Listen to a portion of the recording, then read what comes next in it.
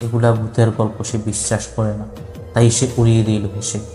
কিন্তু ওই কৌতূহলই তাকে শেষ করে দিল। ঠিক রাতের বেলায় ঘড়ির কাঁটা যখন 2টা 57, সে টর্চ লাইট হাতে লুকিয়ে বেরিয়ে পড়লো বাঁশবাগানের দিকে। আকাশে চাঁদ নেই, শুধু হালকা নিভা আলো জ্বলতেছে। বাতাস একটুও নেই, কিন্তু বাঁশগুলো যেন খেলছে দুলছে অদ্ভুতভাবে, যেন কেউ এগুলাকে নাড়াচ্ছে।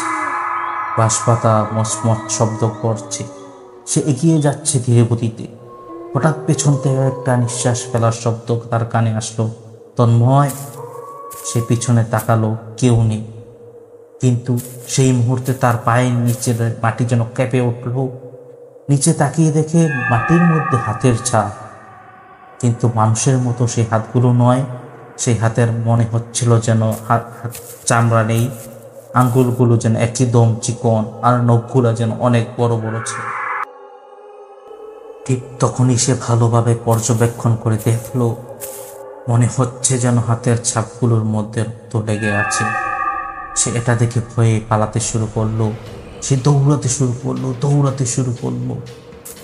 ঠিক তখনই বাঁশ গাছ থেকে একটি নারী বের হয়ে আসলো, সাদা জামা পরে, খোলা চুল। তার মুখটা ভালোভাবে দেখা যাচ্ছে না, তবে যতটুকুই দেখা যাচ্ছে মনে হচ্ছে যেন মুখের মতো একটা সাধারণ মুখের মতো নয়। তার অবয়ব যেন থ্যাতলানো একটি মুখ। দেখলেই ভয়ে কেঁপে ওঠে আত্মা।